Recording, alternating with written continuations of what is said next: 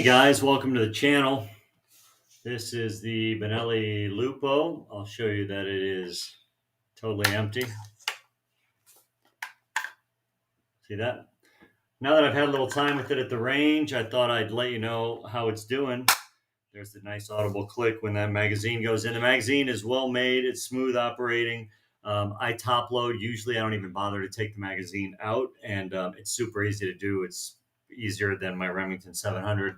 The bolt is extremely smooth, although I don't like that little snick noise that you get from the noise of the bolt catch release, which slides along inside that rail in the bolt. I probably have 5 boxes of ammunition through this. I have had one failure to feed, and it's kind of a result of an interesting problem. I noticed I had some little orange marks right here along the right behind where that bolt handle seats, right here. I talked to Benelli about it. They said that it looked like it was surface rust, that I should put some like 10W30 oil on here and use quadruple aught steel wool, and they'll come out, which they did. And then I took it back to the range and the marks appeared again. So what I realized was, upon vigorous bolt action, the empty casings are coming out of the ejection port, spinning around and slapping the receiver right there behind the bolt handle. The cure for that, I mean, Benelli said I could send it in, but the thing's shooting so well, I hate to send it back into the mothership. So I started to try to cycle the bolt with a little less vigor. And one of the times that I did that, I was a little too soft, so the bolt face didn't pick up a cartridge going in. But that's really for range use. When I'm trying to be gentle in the field, I won't worry about it. Now, if I get some nicks, I get some nicks. Some people put like a piece of Velcro tape or something there. I'm not going to bother with that. But it does bug me a little bit that the ejection port is engineered to where the spent casings are going to smack into your receiver. I don't mind nicks and bruises on my field guns, but I want them to be nicks and bruises that I put in there, not that were engineered to happen, right? That doesn't make a lot of sense. This Meopta Optika 6 is doing great. We're about to take this gun out for a West Texas trip. I'll show you the groups that I'm getting with the Benelli and how the Meopta Optika 6 is tracking. It's doing a great job. It's holding zero. The gun functions flawlessly. It is truly free-floated barrel. The stock is nice and rigid, although it's synthetic. This is an aluminum chassis, so it's like a mini chassis gun. If you think about like how an AR-10 is put together, this is a similar setup, but instead of like a metal shroud for the barrel, it's set up like a more of a traditional synthetic. The gun's doing great. The trigger is easily user adjustable. I adjusted it down close to as low as it'll go. There is no creep. And you can set it pretty much as low as you want, at least as low as I feel comfortable with. The tank safety is working fine. I like how it feels. Red dot, is fire. Red means dead, right? And it's easy to reach with your thumb. Safe, fire. I kind of prefer it to the Remington style because it's just easier to get to. Forward is fire. That's pretty much it. I mean, the thing's just doing its job. It's kind of neat because this mini chassis is fully bedded. You can easily remove the entire action via 2 screws. There is one that is located right here underneath the bolt. And then there is one other one that you get to through the ejection port to the bottom. So one screw or bolt is reaching from the top, squeezing it down. The other one's from the bottom, squeezing it up. Benelli does recommend that you check the tension on those after you fire it somewhat. Really just been super pleased with this. Uber reliable, super accurate. Normally I'm a wood furniture guy. These do now come in walnut, but they do command a premium in the marketplace. I wasn't willing to pay it, and I thought it was time to branch out and try something new. The polymer magazine fits in there flush. Just really a sharp, well thought out design. My only 2 small gripes with it are the way that the bolt release mechanism works. There is constant friction on the rail that is cut into that bolt, which makes a little noise. Hear that? And that might lessen over time. And then my other complaint is that the engineered design of the ejection port is that the brass is going to smack the receiver, which is going to cause nicks in that receiver over time. It does have a threaded barrel. You can barely even see that cap is on there. They really went the extra mile when it came to machining and tolerances. You can put a muzzle brake on here or a can. Muzzle brake not included. $100 from Benelli to get it. And then it also is fully adjustable with the shim kit. I did use the shims. I canted I cast the butt stock off, so it gives you a more natural inclination to the eye.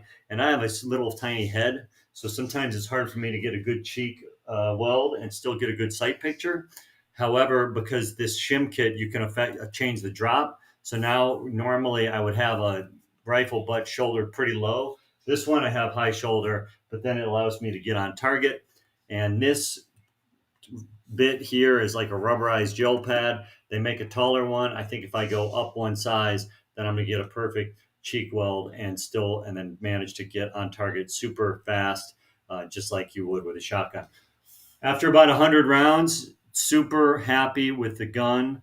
I think it's going to last a long, long time. And I think if you bought a Benelli Lupo, you wouldn't be disappointed. Check out that new walnut furniture. It looks really nice. Although I will tell you, this design is not kind of a standard. Look, if you see the position of the trigger, it's great for shooting. My hand feels natural and my finger position is just right. It is kind of forward thinking, kind of futuristic.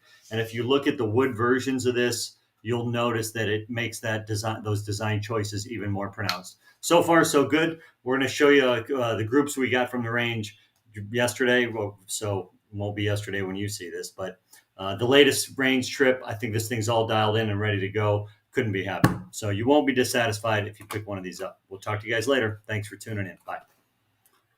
All right, so we'll talk about the groups that we're getting from this and how the Meopta Optika 6 is tracking. As you can see, it looked to me like I was a little bit low and left, not just from this particular group, but I shot a 5-shot group before I left the range last time.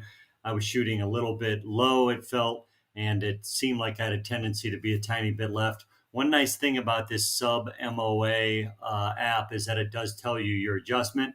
And this, indicates I'm a 1/4 inch left, a 1/4 inch low from the center of the group, although one is slightly outside.